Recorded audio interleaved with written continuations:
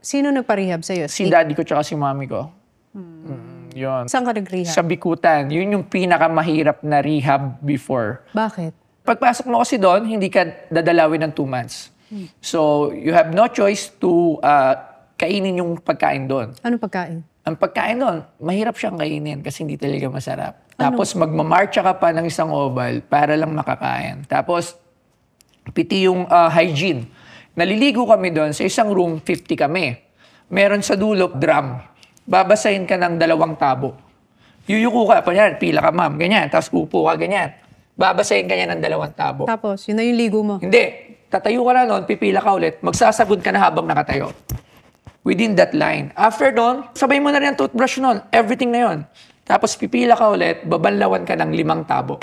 Yun na yun. Pag may sabon ka pa, Bahala ka na. bahala ka. It's either papaluin ka ng tabo sa ulo or sisipain ka. So,